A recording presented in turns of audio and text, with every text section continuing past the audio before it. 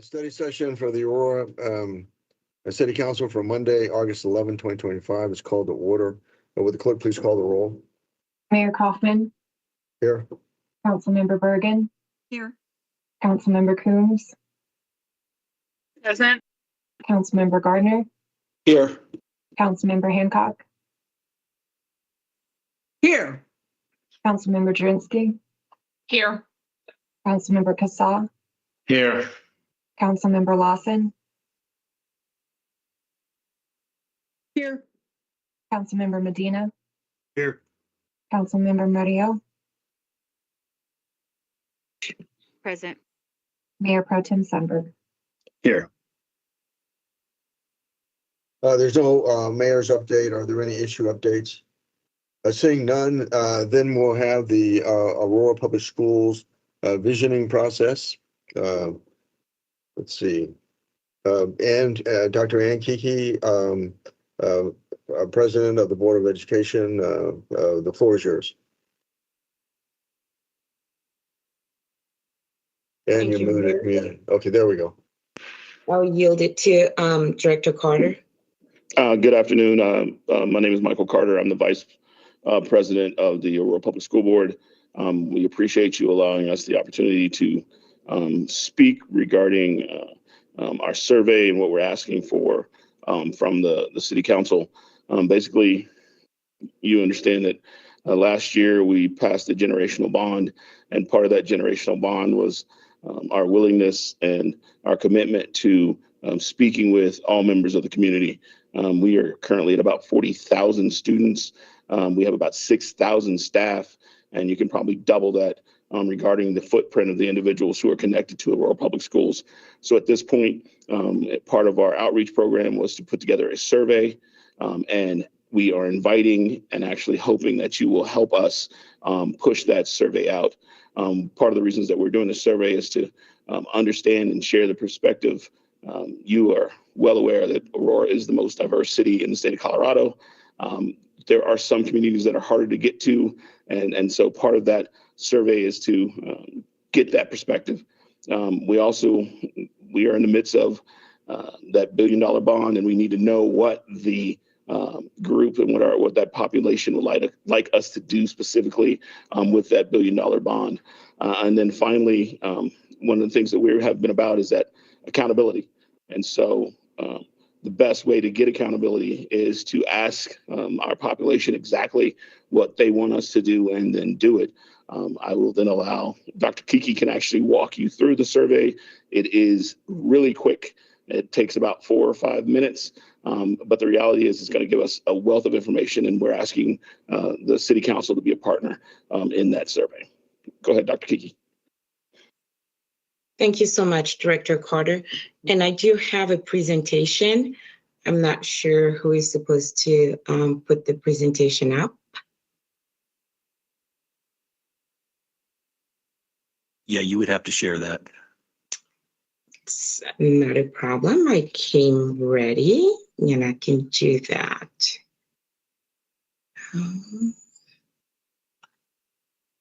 Right. Mayor, point of order. I thought our staff generally share the PowerPoint. I'm glad Dr. Kiki's prepared, but that was my understanding that our staff usually does that presentation. Katie. Thank you.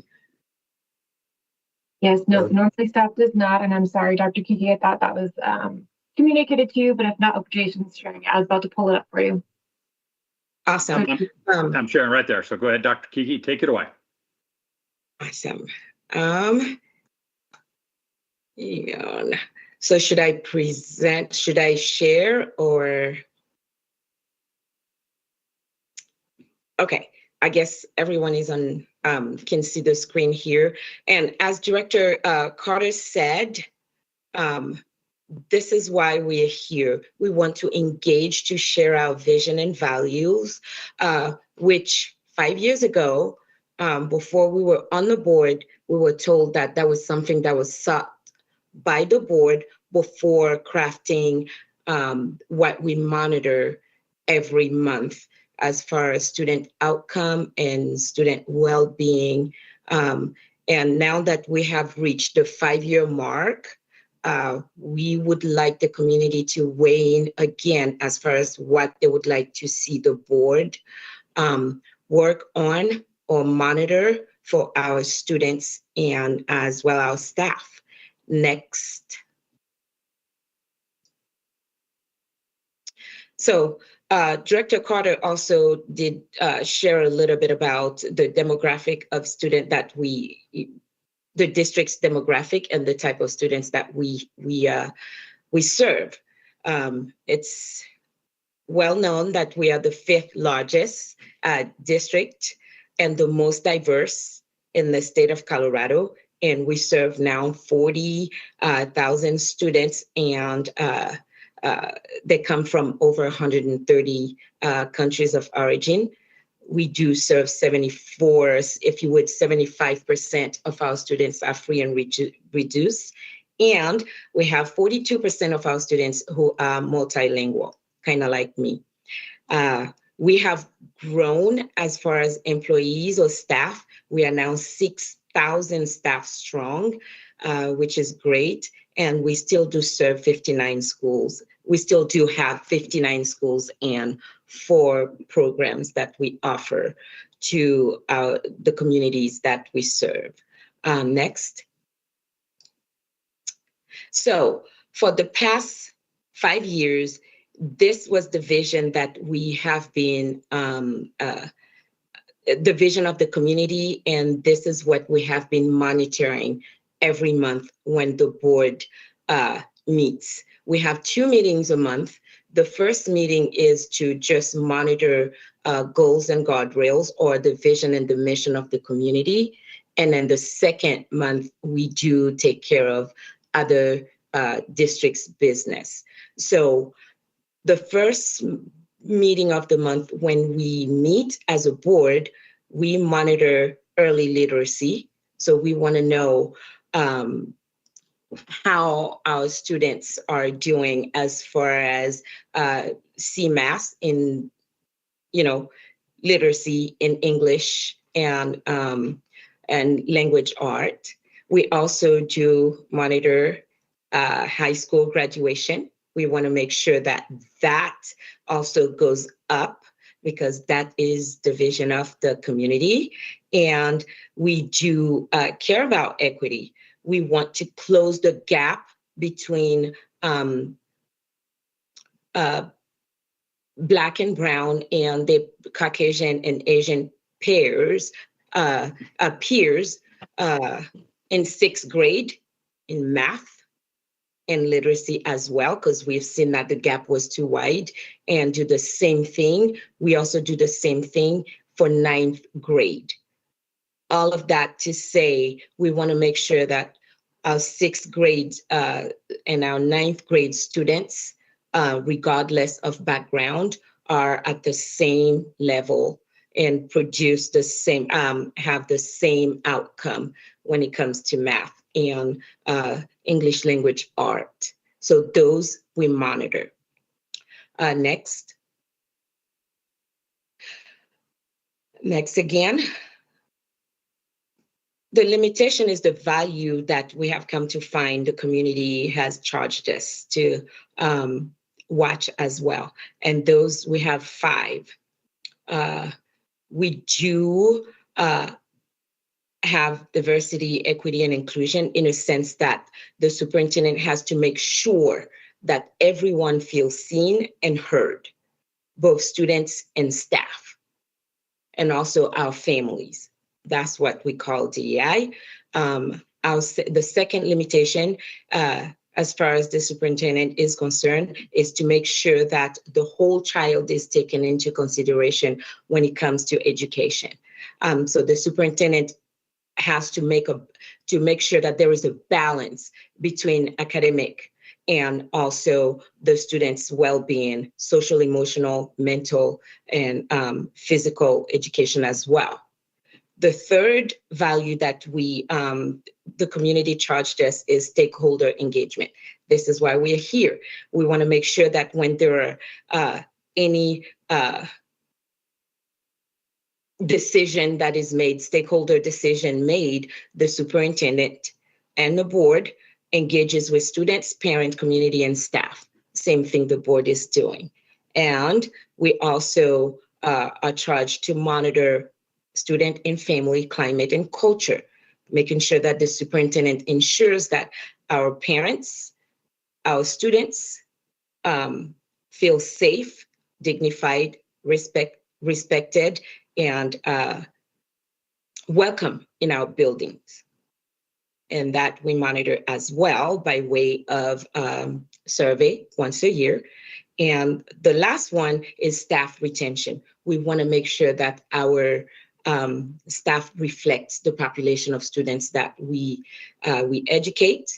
And so we make sure that the superintendent does not allow the retention rate of Black and Brown educators to be significantly low. Those are the 5 values that we uphold and we monitor every month, along with the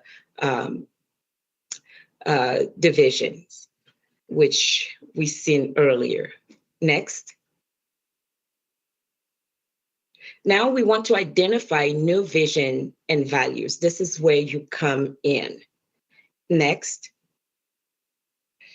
Okay, so we want to use this, we want to listen to the community and we want to pretty much know what do they want our student to do and know and be able to pretty much do. We also want to listen to your values, if there are new values, which is what are the non-negotiables that you have? What is it that you want us to honor during our journey to accomplish the mission that you would, the vision that you would give us? And that will inform the 5-year plan for the board. So what we are asking, the survey that we are asking you to do, to take, is going to inform the work that the district or the board is going to have, and also the charge of the whole district. Next. So how are we going to use this input that we're asking you to have here in a minute? We're going to create new goals or new vision. We are going to use that to create new guardrails or new values. And again, this is going to be what we are going to routinely monitor. And just so you know, we use those missions and those visions and values to also evaluate the superintendent and evaluate ourselves. So it is important for us that the whole community weighs in so that it reflects everyone within the APS community. So that being said, next. This is the QR code.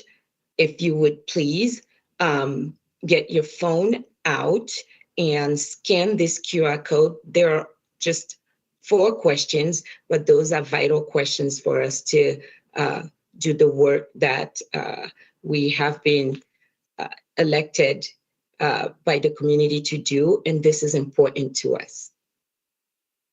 Thank you so much for your time, and thank you for taking the survey. And you do have a copy of this presentation. You can send this survey to your community as well, members of your different communities to take. Thank you. Well, thank you very much. I really appreciate it. Does anybody have any questions? Thanks so much. Councilmember Sunberg. Oh, thank you. Thanks for the presentation, Dr. Kiki and Mr. Carter. Under, I think it was about the 3rd slide, APS results. I know you're hitting these on a weekly basis, these different categories. How are the student outcome results measured from, say, I don't know, 3 or 4 years ago? Are they improving in your estimation? Reading, writing, the basics, math. Director Carter, do you want to answer that?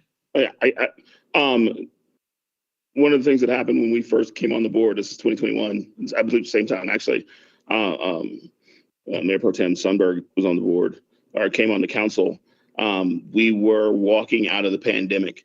Our students, our staff, our teachers, our parents were in flux is the best way to say it. I can tell you at this point, we are one of the few cities or school districts that are actually growing in the state of Colorado, and not only growing in numbers, but our actual factual numbers are growing. Our graduation rate is exploding. We have actually put in metrics that at a certain point we were only looking at graduation rate. We now have put in metrics that we are starting in 9th grade and beyond, so that when a kid gets to his junior year or even his sophomore year, we just did a half graduation where we were honoring students who are on track to graduate once they got done with their sophomore year. So we have pushed the metric out to that the numbers of our individual students are growing, and we've also started keying in on those 9th and 10th graders so that we don't have to play catch up when they get to their junior year. So I can tell you right now, yes, our graduation rate is growing exponentially, as well as the numbers of students that are actually going to Aurora Public Schools. And thank you. But how about measurements for increased reading and math? Like, let's say at the 3rd grade level for reading. That also is improving. And it's been a 5-year-long work, but we are seeing improvement happening. Our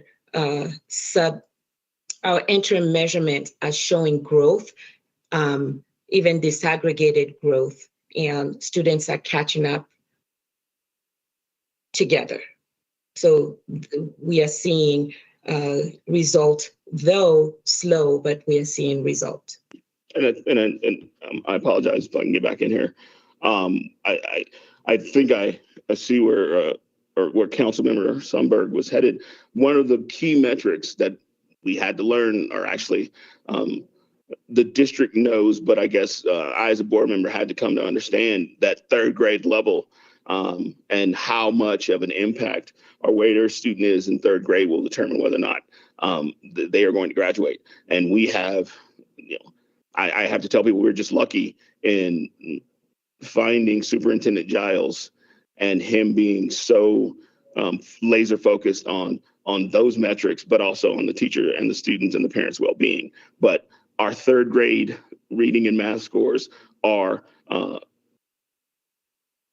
by any metric going up. They are higher at this point. Sorry. Councilmember Hancock. Thank you. Well, thank you for the report. I'm just going to press you a little bit more to give us, I'd be very interested in hearing some hard data and statistics around those increases. Because, on the surface, this report looks really nice and glossy and fluffy. But I know looking online at the data and statistic that our students are still falling. That's Colorado statewide. They're failing the metrics in math. They're failing in reading, comprehension, and writing. So I want to know what Aurora Public Schools is doing to help increase overall competencies in math and reading, particularly if you can't do it by 3rd grade, it's really going to be hard to catch up. So we're looking at high school, and these students are still falling way behind the national average. We've gone from 3rd to 40th. And so I want to know what APS is doing to, outside of the whole DEI thing. I'm talking about fundamental principles of how to read, write, and count. How are we helping our students achieve that? Director Carter, you want me to take that one, or you You're want more than to? welcome to where I can. Thank you. I appreciate that. And outside of the whole DEI, which again, I want to make sure that DEI acronym is well understood here. We are not going to ignore the inclusivity because of how diverse we are, and we are dead set on it. That's one. But to answer your question, you want to see the numbers, you want to see the hard numbers. We are happy to send those numbers to you. And we are also happy to extend an invitation to visit any school that you would like to visit with any of us, or even with the superintendent. We are proud of what we are doing because this is over 5 years coming. This governance model that we have, that is called Student Outcome Governance Model. Student Outcome Governance Model. We are focused on the student's outcome, is now producing results. You did mention something that is key here. The falling behind is statewide, it's nationwide, and we're seeing all over. But APS has made it very clear that we are going to beat that. That's why we chose that governance model 5 years ago. And we are seeing results. We are going to continue to press and see even more. It is important that our third graders know how to read before even getting out of elementary school. This is the reason why we have set this metric. And we are coming back to you asking if this metric, by way of this survey, if this metric is still what we want to see, or if we want to change. So that being said, I would love to send you the numbers, and I would love to extend an invitation also to come and visit any of our school with either a board member or with the company of the superintendent. We're glad to have you. Councilmember Murillo. Thanks, Mayor, and thank you to our two directors. So I have just a clarification thing, and then some questions just on the presentation. I think I'm glad that you presented. I think I misunderstood the limitation piece. So it's helpful to know, and just to clarify for the public, if they're reading and watch the presentation, the limitations are the board's direction to and guardrails to the superintendent. Is that correct? So not that diversity or is a limitation, but that you are putting that limitation. Okay. Thank you. Thank you, Councilwoman Murillo. It's, if you would, for lack of a better word, the thou shall not of the superintendent. This is how we, the board, contain the whole delegated authority that he has. Perfect. Okay. You could imagine my deep concern when I initially read it and didn't understand that key difference. So I just wanted to clarify that for anyone else who had those questions. I also was just curious to hear from either or both, like, what does, maybe some examples of what that accountability looks like for the superintendent on some of these, the guardrails or kind of limitations, to use the language that y'all are using. What does that look like for the superintendent? Because I understand, he has a lot of influence and similar, to our city manager. I would love to just understand what that might look like for the superintendent.